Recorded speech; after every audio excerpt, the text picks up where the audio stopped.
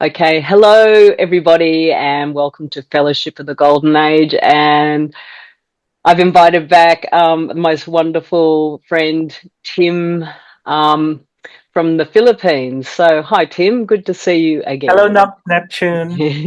Nice to see you again. Yeah, yeah. Okay, It's so been 3 years, is it? something like that. Yeah, yeah. Because I stopped the whole of 2025. I didn't do any interviews. And I think I had about 2 years where we were doing them. So um, I think the fun thing about doing it now is like, I know I'm coming from a very different perspective because I've resolved so much psychology, and then we get to re-meet the Yes, upgraded version of Tim as well now, and he yes. how everything's gone for you. So, how about you give us like if you can sort of look at yourself. I mean, it's kind of hard to pinpoint stuff, but you know, what sort of how would you reflect upon your progress over these past few years? I think it was a really a roller coaster ride, and that being able to see the selves. I think last year was a very difficult time for me because Hmm. last year, like the beginning of last year, I was having a lot of complications in my eye surgeries. And there's that Mm. inner critic in me that says, you're not good enough. Why don't you know, quit? There's like the selves in me talking about, um, you're not a good surgeon. You make people blind. And then there's also a part of me, the spiritual self is saying, why don't, maybe this is a sign that you need to, give up medicine and practice spirituality like full time, like uh do again your YouTube videos or write a book about spirituality and how it relates to health. But I noticed, looking back at that time from a year ago, it's quite surreal that even though I feel that it may be in my divine plan to write a book to merge spirituality with healthcare, I was at that point in time, it was an avoidance attitude to me feeling low with with the complication in surgery. So it's like it's not really in a place of authenticity. Hmm. Mm. But right now, I think I have the same goals, but it's more authentic because I have resolved the self that made me think that I am inferior in doing my uh, job as an ophthalmologist, and it took me like like I think more than a year to resolve that to resolve that you know like I talked to Kim in Vilnius when during the conference this year, and it's part of my self-focused self Yeah. that wants to be perfect, that I cannot, you know I c- I cannot do a job unless it's perfect. But Mm. like Kim said, like I'm super focusing on the negative, but like even if I have, let's say, 10% complications, there's like 90% of patients who see better because of what I do. Mm. And Mm. sometimes I do feel inferior in the fact that, it's hindsight. Like we have a saying in surgery or in medicine that hindsight is 2020. Yeah. That, I thought like I should have done this, done that. It could have saved the eye. But, you know, I had to make a decision at that Mm. level when I was doing the surgery, when I was treating the patient.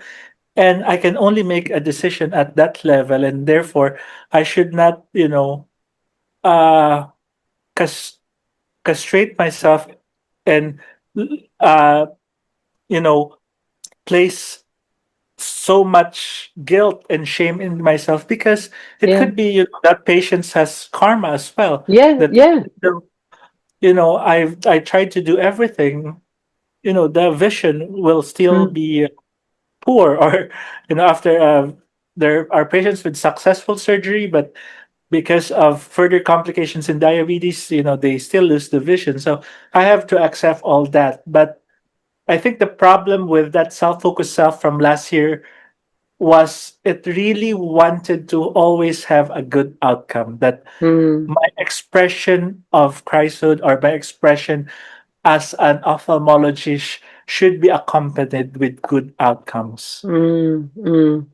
Yeah, because it's a very self-focused thing because it's really not even about the patient because the self-focused Yeah. self makes it about itself. But Yes, you know, because like I only feel bad when it's my patient, like because like I'm a specialist, I'm a retina and uveitis specialist, so yeah, I do have referrals from other ophthalmologists, and when they do, like, when their patients lose vision, I never feel I do not feel that judgmental attitude towards that other doctor, yeah, because I recognize that a lot of things happen, and I always tell that patients that I didn't know your condition before. It could have been like this, like that, but now your eye doctor has referred it to me because I'm the expert for this. But with regards to this, I really don't know what happened, and I say that with really no judgment towards the previous doctor. But when it's my patient and when I do something wrong, it's just very, very unbearable. mm.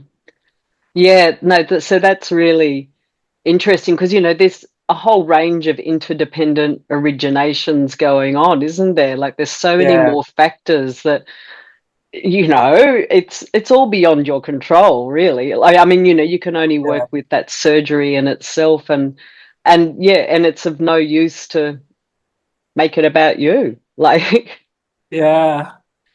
yeah, So, like in Kazakhstan, Kim was saying, "Oh, at least your self-focused self, I think, do like I can work through it because it's not it's not as some people where he said that whenever he tries to point out a defect in that self-focused self, some people would tense and would say, like, how dare you uh mm, comment about this about me." yeah. That's how I felt when it was sort of pointed out to me by Jesus, and but, but it's okay, like that was just Yeah, I needed that, I needed the Christ to offer me a challenge. And so it sounds like that you've probably passed that 96 level initiation, and we just sort of had a little talk about this just beforehand, so just share, like, where you're at with perceiving so this. I really didn't notice this. Last year, like at the beginning of the year, I still have problems with pornography, and I think my sexual addictions, which was part of what we talked about 3 years ago. I Mm, enrolled in a course. Last year was Shadow Work Library, and this year was the Self Integration School. It's facilitated by someone from England, Jordan Thornton, and I think it's really good because I think the spirit led me to this course, because the course is like, I think I've showed this to you, the one with different, like, subpersonalities, trauma, inner child work. So I think really the work that I do in these workshops that we have also help me identify more of my selves and give them up. So I actually haven't thought about, um like, I remember, like, 2 weeks ago when you were about to interview me, you told me, like, just so uh you can prepare ahead of time, that what do you think is my level of consciousness. And, like, truthfully, at that time I felt that I have not moved into the 96 level, that I still Mm. have this self-focused self. But I know that, like what I've said verbatim was, I'm in the precipice of the 96 level, because I feel that I'm really close, but I still haven't seen the last close to give Okay. up. Yeah, and then, like, I don't know. It was lucky that we've moved the interview to this Yeah. Friday, because, like, Tuesday morning, I'm going to work. It's a 2 hour drive to a provincial place that I go to as a part of a public service. And then I was playing Padma Sambhava's dictation in Kazakhstan this year, and I sort of have some. I think I got it. I said, uh, like, Kadma Sambhava was, like, talking about the first initiations after passing through the 96 level, and I can understand it. And I even repeated it once again, because it's only, like, I think, a 25-minute dictation. So I So repeated it. what exactly were you resonating with? Like, because I know the dictation, I thought it was wonderful, but it'd be good if you sort of summarized what spoke to you. It spoke to me, like, about s- getting through the energy through the ascended masters and the I am presence, and expressing it to the world, but not waiting for the world to.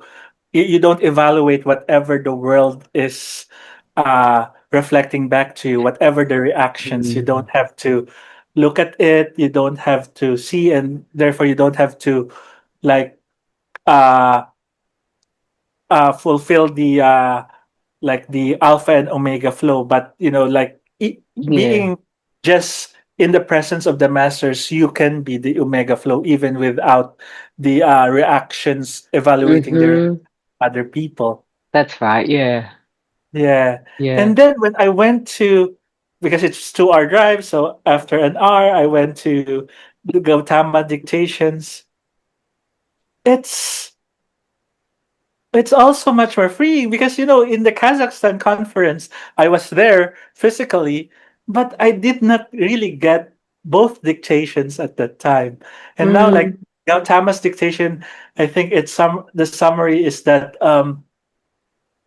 like, I don't have to evaluate the decisions of why I came to earth, what I need to achieve on earth, because, it was just a decision that I made at that time when I chose to come to earth. It's like, okay, shall I go to earth, or shall I go to, I don't know, Sirius, or shall I go to... It's just a choice that I've made at that time.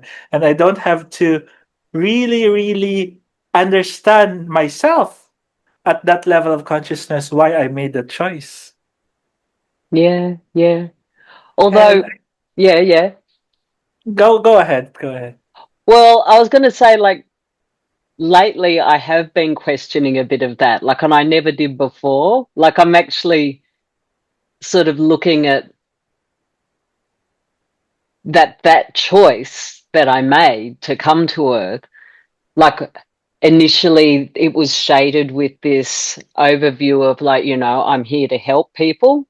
I'm going to Earth to help people. So there's a certain superiority, like I know better. And then I get here and no one wants to be helped, and but that's still operating very subtly. And so, I've just sort of looked at it and I can see, like, I can, it's a wrestle with free will of accepting, like, that, we don't have control over how people are going to respond to us or anything. And it's just sort of something that's coming home a little bit deeper, that I just do need to sort of go back and look at it, and look at that the choice, on the outer was influenced by, an unresolved psychology from a natural planet. But really, that choice, like, deep down, was actually to, make sense of free will. Like, there was something I just couldn't quite work out when I was on a natural planet. And to really, yeah, I'm just coming to terms with that, that there was a reason for the choice. It wasn't just random in a way. Yeah, Because it makes but it better to know that, okay, I'm working it out, but I think what Gautama Buddha is saying is we don't really have to really evaluate our choice at the time because Yeah. like we're at what we're at a certain level of consciousness at that time when we made that decision, and Yeah, I know. we Yeah, could have truly, come that to dictation confused me a little bit. Like, I was kind of like, but like if I look back on it now, it's kind of like it's kind of, yeah, I don't know. Like, go on. Yeah. yeah, it's like a like you could have chosen another unnatural planet aside from Earth. So Yeah. it's like you could have worn a different garment could have chosen, and like even in the grand spec of things, it really doesn't matter. So it's really Yeah. wonderful because I think this is the Gautama's dictation is also like I think you can only understand it at the 96 level, but Mm, mm, like even some people at the 96 may may not resonate with it because they really want to find out, but it helps us get into that framework of what should we do while at the 96 level. So I just want to talk also more about the course that I have, the self integration course, and I really recommend it for some of the students who wants to work on their psychology. uh we can put a link for that on the YouTube yes. thing. And then because in the Monday morning we had a class, and during that class we were tackling trauma. So basically the exercise was, what are the like three traumas that you have from 0 to 18 years old that is running your life? And I think it was during that time that I may have given up the last ghost of my self-focused self. So I wrote there homosexuality, religion, and perfectionism, Mm-hmm. because Mm-hmm. like growing up, like the people can review our previous talk from 3 years ago. Like I struggled a lot with homosexuality because I grew up in a very Catholic country, and therefore I had to suppress this part of me and not accept it as also a part of me, and therefore I also cannot give it up because what you suppress exists. And I said that you know I had so many trials on this that led to the culmination from the talk in 3 years ago. And then the second is the religion, because the Catholic Church has influenced me to such a degree that before I was into the spiritual path, I was a very judgmental Catholic. I would feel that, only Catholics. Well, I did not feel that only Catholics will be saved, but it was easier for you to be saved as a Catholic than as a Christian, and especially, more so than a Muslim, a Buddhist, etc.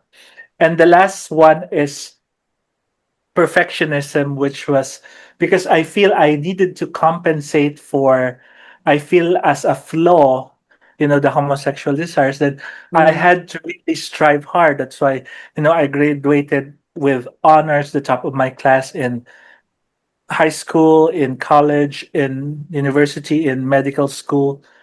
And this is like this is a flight response, mm. because I don't know if you've known about the four F's of Yeah. uh, the Fight, four flight, F, freeze, fawn. Yep. yeah, fight, flight, freeze, fawn. So it's part of the course that I'm in. We have to read the complex PTSD by Peter Levine, Okay. and it really made me, because I was really trying to get away from homosexuality, repressing it, and trying my best to be to be a perfectionist.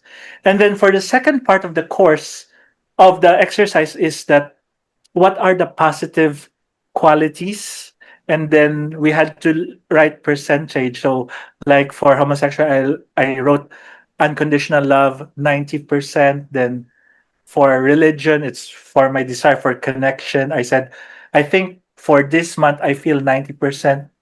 And then for perfectionism, I think I wrote is what I wrote is being carefree, because I don't want anymore to have that self-focused self in me telling me that I'm good enough, that I'm not good enough. So I can be Mm. careful. I can be free in what I do and not be judged by this self. And what's interesting is, like, most people in the group, they were astonished of why I wrote 90% for like love and 90% for connection. But I told them that I really feel God's unconditional love. I even told them that God's unconditional love is like the sun, and therefore the sun is self-contained. It does not need any of our prayers or worship. It burns its own fuel to provide the light, and it provides the light to all people on earth, regardless of whether you're rich or poor. You worship it, you do not worship it, it doesn't matter. What matter is if you have conditions that separate you from that unconditional love, from Yeah, God's straight. Now, yeah, it's really a very powerful analogy that God's unconditional love is like the sun. You do not need to worship the sun.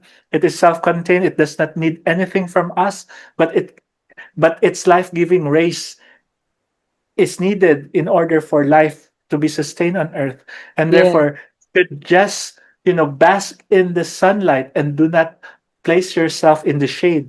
It's the conditions you place upon yourself that separate you from this unconditional love. yeah, yeah.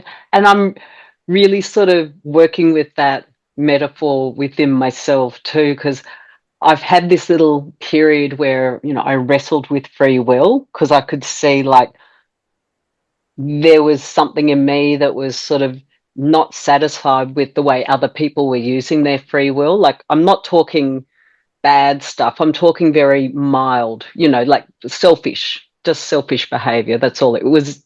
It was bugging me. And so I thought, okay, I'm just going to look right into it and everything. And then what I saw, because I knew it was in me, like, to look through myself here, and I knew I wasn't accepting free will fully, obviously.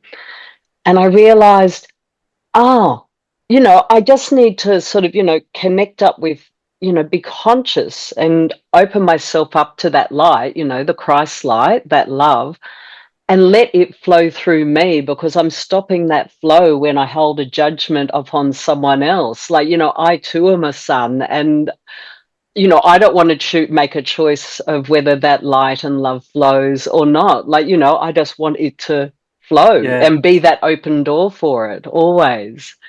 Yes. And I realized, contemplating that, um, it's really like, it's really not important for me whether I'm not in the 96 or not, but I just Mm, have to make that assumption in myself, because, like, I guess being able to understand the two dictation from the Kazakhstan conference, the mhm, Padmasambhavas and the Gautamas dictation, is a good measure whether you are in the 96 level or mm. not. And but I realized, there's it's nothing special. No, I no. feel it's I feel the same, but I do feel that I am more free in a Yep. way, in the sense that I don't have this baggage of the self-focused self always raining down its inner critic voice in me, Yeah. and that I can be free to do my divine plan, whatever it is. So right now, I'm still, I think, acclimatizing to being in this level. And it's really good, because I think the most wonderful feeling is that feeling of not being anxious, of not feeling any shame or guilt, and being Mm, just free to choose whatever you want to do without um, being forced upon by your separate selves. Yeah. Yeah. And I was just going to add that I think it is worthwhile finding that place of acknowledgement, like, oh, that's the shift that I've been through, because it's a very distinct shift in mindset where you stop, where you're letting go of that spiritual self that, we created, and it was a very, very useful self, but it's a very distinct turning point. And to recognize that in the self and to understand that is good. And then also, from the perspective of these podcasts and everything, like, I know a lot of people are somewhere either side of this transition. And so I think it's worthwhile getting as many stories as possible about, how each person, because it's different for everyone. And honestly, Yes. it's not about, yay, I'm the Christ, it's not about that. It's not Yeah. about, I don't care what level I'm on now. I know I'm more than 96, but it's irrelevant, but I just think because Yeah. we know that's what the focus has been on, like, since it's been very, the masters have been giving us so much information about this, and Kim and Yolita helping people, like, so I think it's worthwhile getting the stories and sharing that. So Yeah. to I help always others, because it's not about us, it's yeah, to, yeah. yeah. I always thought that at the 96 I should hear Jesus' voice like what Kim had in his 96 level. But I'm at peace even if I didn't hear that resounding voice of Jesus that you do something for me. But I do feel that connection, and at the same Mm, time, although I say like I'm a 96, I do not feel be ashamed because mhm. like in the lower part of the path I would feel this false humility that I should not say it because I might be proven wrong, Yeah.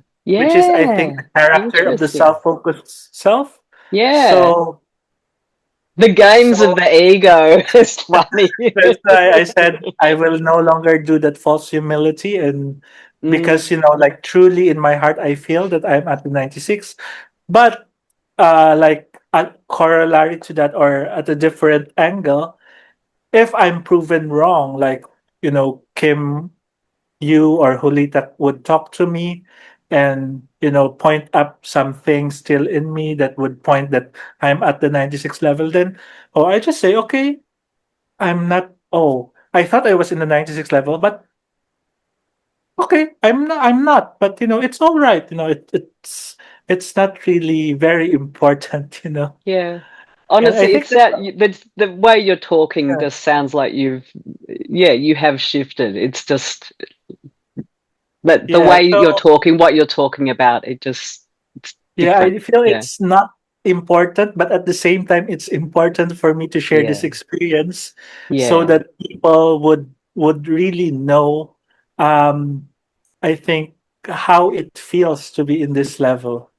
And Mm, I think, like I said, a good gauge is uh, listening again to Padma Sambhava's and Gautama's dictations in the Kazakhstan conference.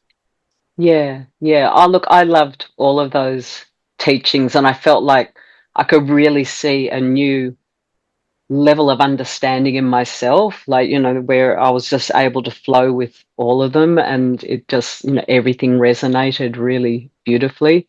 Um, I was just sort of going to go back a tiny bit, like, I know from my experience of passing the 96 level, it was back last year around May, I think. And I hadn't been aware of anyone going through this initiation, and I didn't know. I knew I went through a big change. I knew I let go of something massive. Like, there was a massive surrender where I just went, I saw the vanity of my ego. Like, I just saw it and I was like, I'm letting this, I'm done.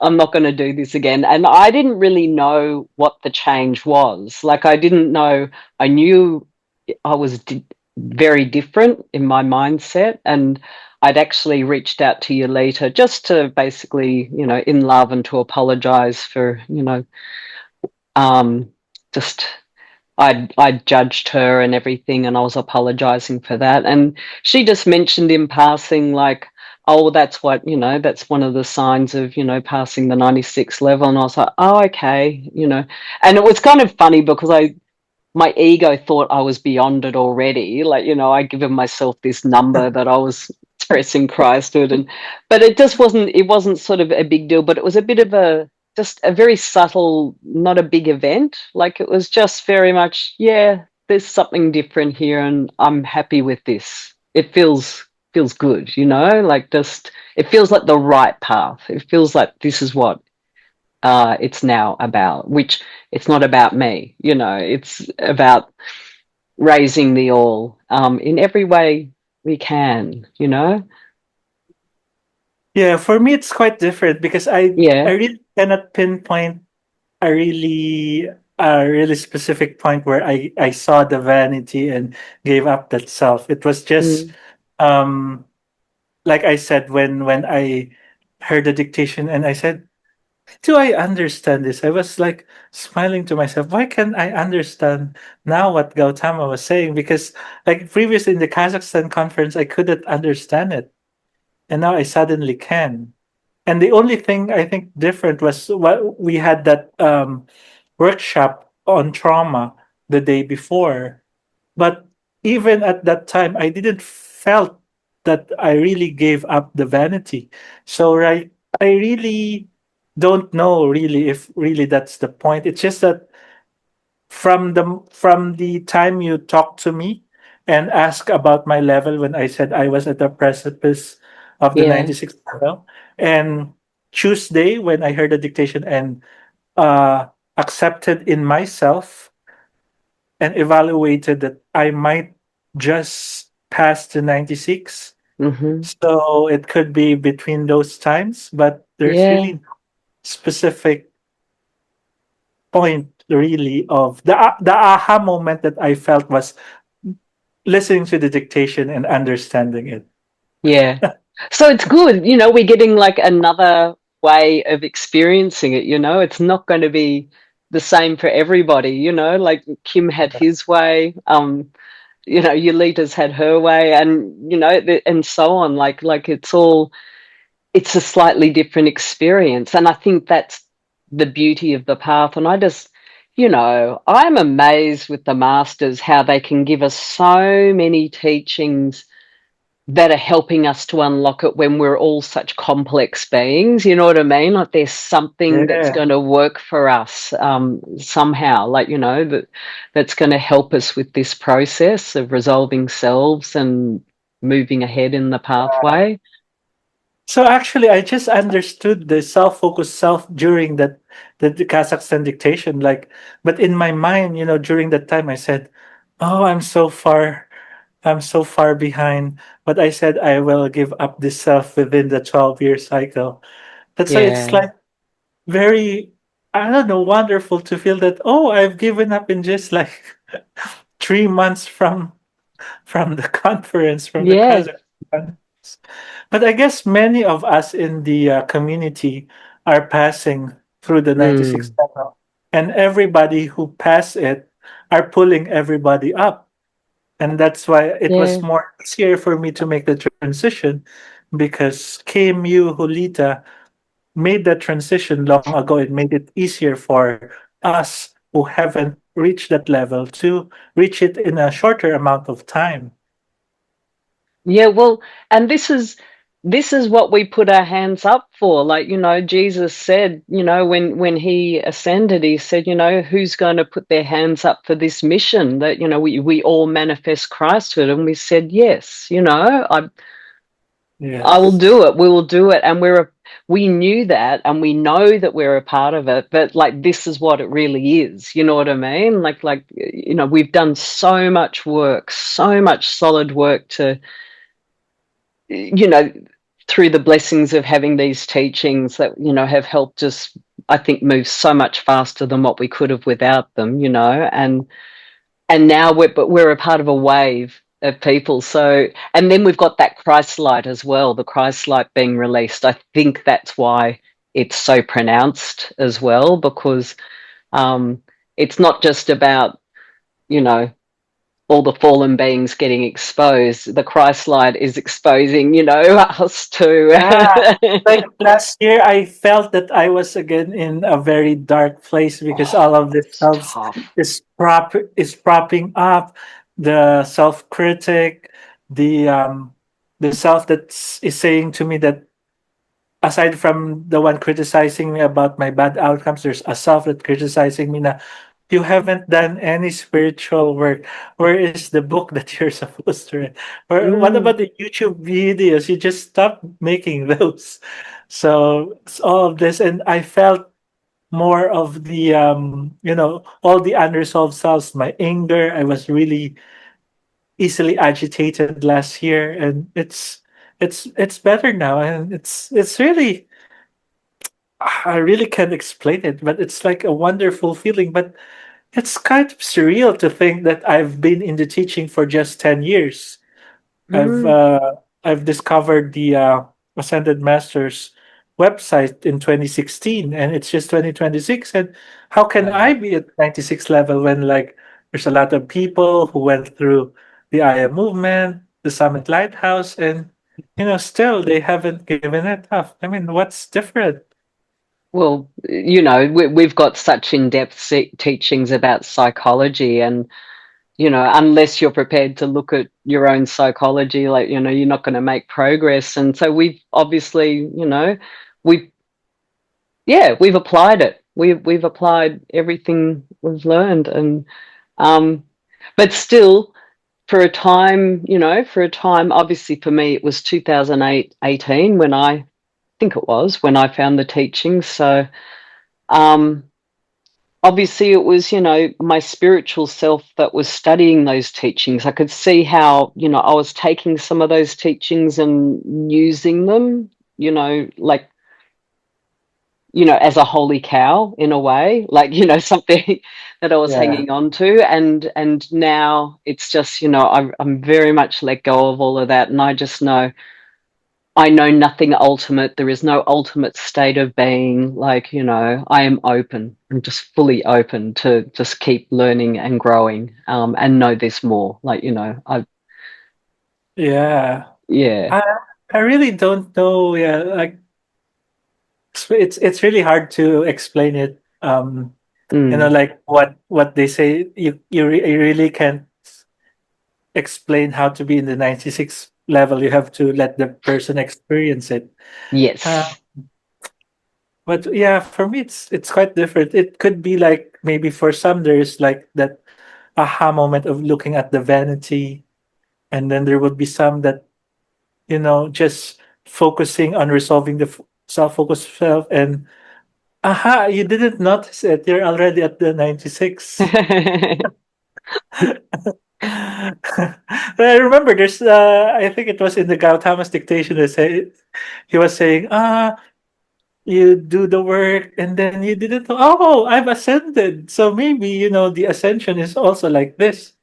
It's really not something like out there, like a very important step. You just take the next step and you're in the Yeah, ascended realm.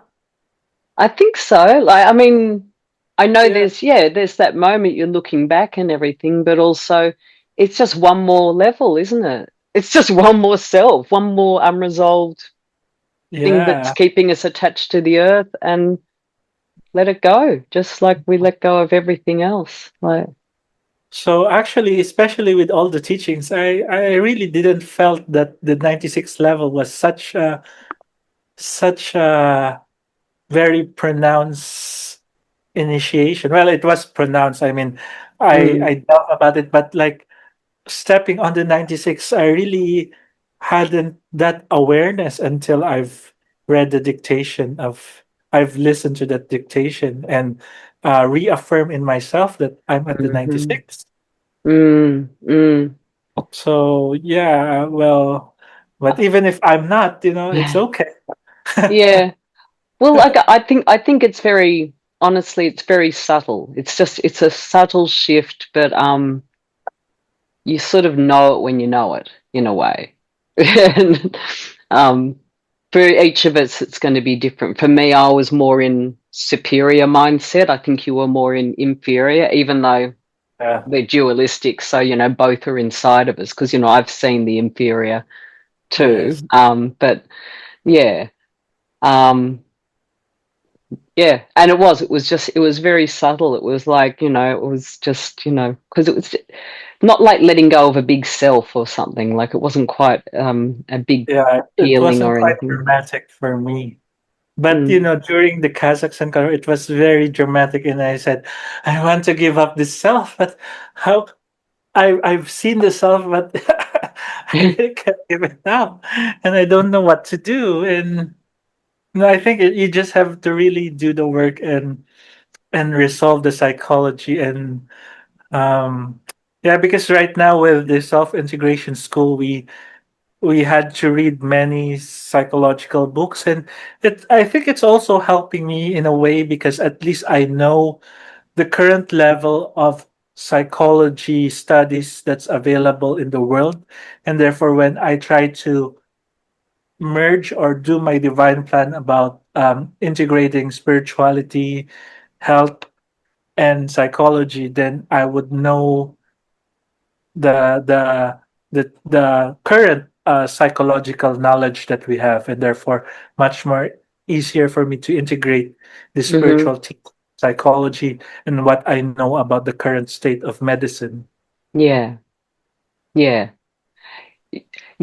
yeah. I mean, and there is that aspect of like when the spirit, like what you described from last year, it sounds like that spiritual self was wanting to take all of that on board and do it. You know what I mean? Like, or judging yourself for not doing it. And I know, I've often been a very driven person also, and I do have a lot of ideas of things that, that I want to, the Kazakhstan conference, especially about co-creation. I feel inside of me, I want to teach about that, about the elementals and co-creating with the masters. Like, it's just something that really resonates. But I'm able to now because I haven't got that big spiritual self pushing me. I'm able to go, well, that can wait till, further on. There's no rush or anything. Like, I know I need to Correct, learn correct, more. And also, I know I'm busy with other things at the moment and just correct, wait till the correct. flow's there. So, like, I know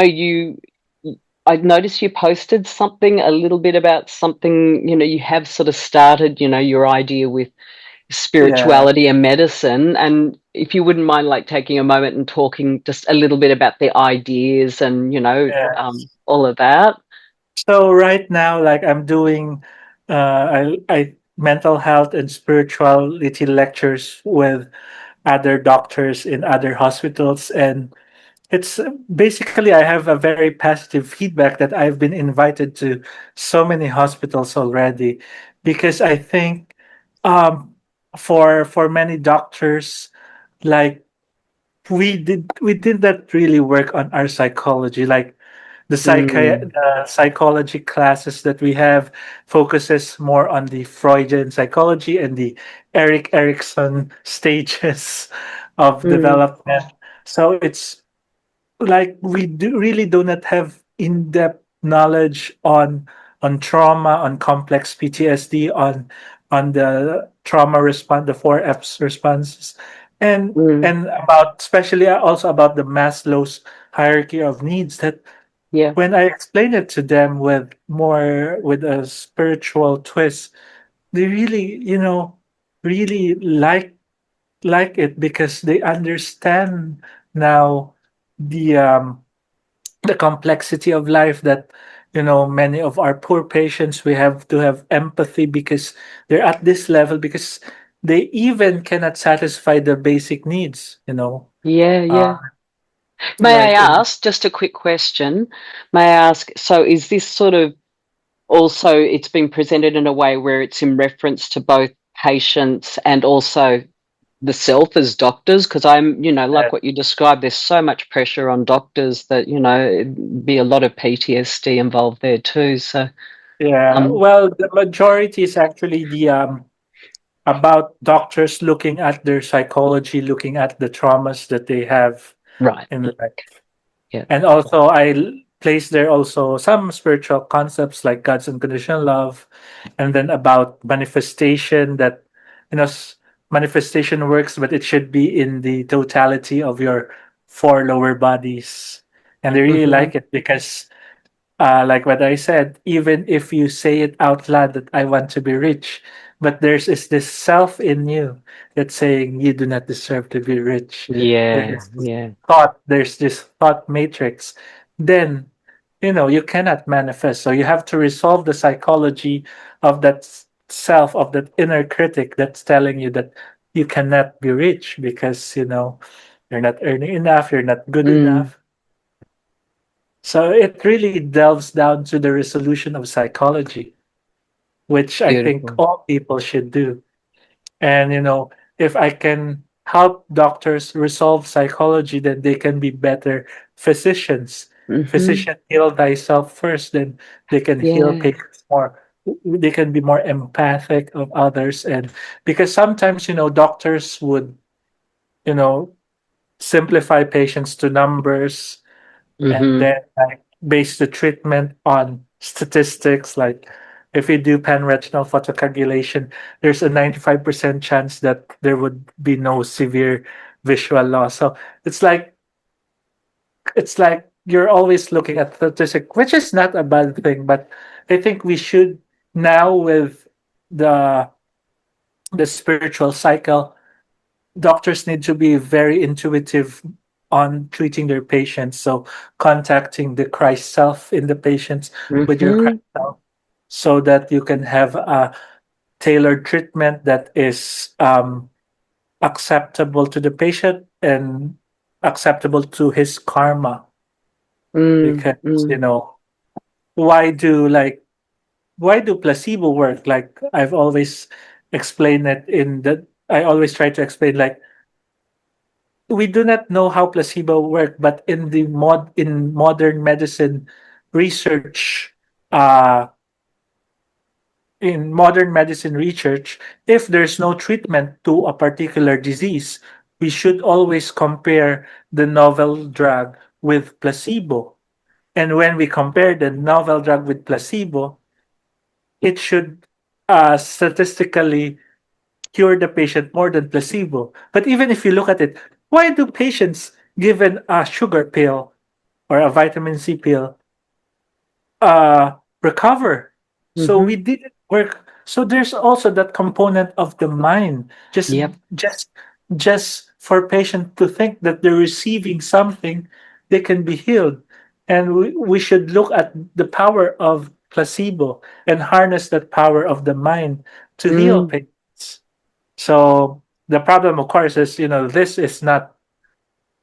will not get doctors rich, and there will be some resistance because the pharma companies would lose money if just thinking you are healed, you can be healed. You don't need any pharmaceutical substances. But the thing is, it comes back to, like, I'm thinking back to when, you were saying, like, sometimes it might be the karma of the patient and everything, but Yes, sometimes because we project unconsciously our unresolved psychology upon another person's psychology. So you not believing in yourself with those 10%, I'm not saying, it's not karma, and I'm not saying it was you, but surely there's something in your psychology which has been projected, like, I could make a mistake, or this might not work, or you know what I mean? And so that mindset yes. impacts us. Our subconscious psychology impacts their subconscious psychology and triggers the other. So it makes sense for the doctor to be truly successful. They have to be Yes, believing in themselves. yes. And yeah. But there's also that other end of the spectrum, like there's the stereotypical neurosurgeon or heart surgeon, thoraco-vascular surgeon, are always portrayed as this very egoic Mm. doctor who think they are God Yeah. because they're doing surgery on the brain or in the heart, and you know any any any wrong move and they will kill the patient. And when they do it beautifully, then the patient is able to be conscious and aware again, or be able to Mm, move extremities. So um, there are those doctors with that mentality. But is it good? Because they always project that sense of superiority, that I can do anything, I can do. mm. And do we But know truly beneath all of it, like, do they really think that, or is it no, simply because if you just look that? at statistics Yeah, yeah. for brain surgery, one third of patients will improve with Mm-hmm. no complications, no deficit. One third will improve, but with deficits, such as they could not move maybe the arm, or and Yeah. one third of the patients would not improve and die. Mm-hmm. Yeah, yeah.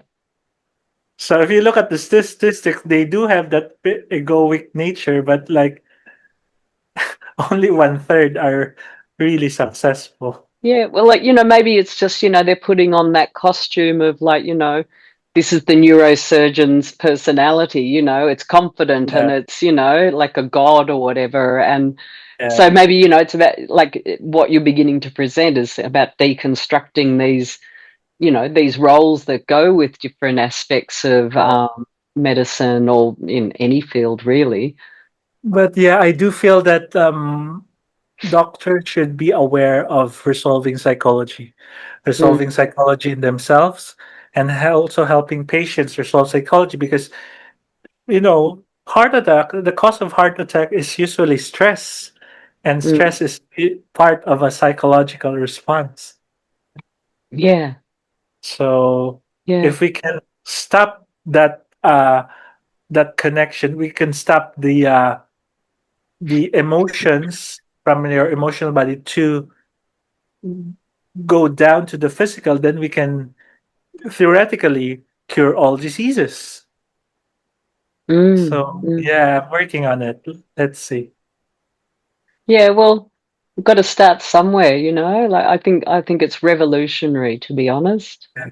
And what's the good thing is, I really like last year. I feel this urge, or this anxious feeling that I have to do it now, otherwise it's too late. But now I feel that I'll do it in my own time. Yeah, yeah, I don't yeah, feel rush. Yeah. yeah. Because there's always plenty. I don't know. There's always plenty happening. There's plenty to continue resolving. Because even moving beyond the 96 level, there's still more self-focused selves. Duality doesn't disappear, like um, but it's not a big trial anymore. It's yeah, Yes. a lot easier. But well, okay, Tim. So unless you want to sort of talk a little bit more about, what you've been doing, I feel like, we've probably sort of filled a good amount of time talking about everything. Yes, I think we did. So Okay. I do hope that more of our community would go to the 96 level. And I Yeah. feel that we have, and you doing the work, Neptune, of interviewing people. I don't know if you gave me that impetus to give up that ghost, but doing this channel, I think more and more people will go to the 96 level, and we can be more free and finally do what we choose to do in this world. Yeah. Yeah. Look, I know, I took a year off from doing these interviews because I was going through, my own transition. And so and then I just suddenly, at the beginning of this year, I was all nice and settled, and I felt like, I can do that again. Like, and obviously it was Saint Germain going, you can come back to this, and the message was that now it's about being the Christ. And I didn't really know what that meant when I got Oh, the message. really? Yeah, You had yeah, that but it message? was very clear, like, we're not about talking about separate selves and introducing ourselves anymore. It's about being the Christ in everyday life. And I sort of had a concept of what I thought that might be, but it ended up being this is what it's about. Like, all different perspectives. It's not just about 96 level, but essentially that's what the 96 level is. It's officially stepping into personal Christhood and going, right, Yeah. that's that's the path, it's just different. And so far it seems to be about people talking about it. And it's also people who are either side. Like, Petra talked about her experience with passing the initiation. I spoke with Anu, and she was sort of this side of it, and since then she's actually transitioned to the other side. You know what I mean? So, and it's not me, it's just sort of, I guess, thinking about it. And I guess it gets, it got, when I Yes. asked you, it got you thinking about it, and just, I don't know, just triggered something inside your Yes. mind. And you went through your own journey. But yeah, so it's an opportunity, and I just sort of trust, like, this little spontaneous, like, reach out to this person. And I don't really think about, I don't know, I don't make any judgment of whether that person has or hasn't passed the initiation. I just go, okay, let's see. Okay. So yeah, and I felt, for some reason, I just felt to reach out to you. So yeah, Yeah. yeah. Thank you so much, Neptune, for your Yeah. work. Yeah, that's okay. Yeah, and it's been a real joy to talk with you today, Tim. Like, so different, isn't it, compared to us from Yeah, a few years from ago? 3 years Wow. ago. Yeah, we both feel much more free, much more Yeah. alive, and At um, peace, at at peace. peace. Oh, yeah. So I'll see you physically next year in the Sydney conference. Yay. I know. See, that's where a lot of my energy's going at the moment. I'm loving the process. Like, it's not Yeah. just making something happen. Like, it's a whole surrender to a process. And you're on the precipice of, potentially, doing Yes, the yeah. same with I the talked to Philippines. Gemma.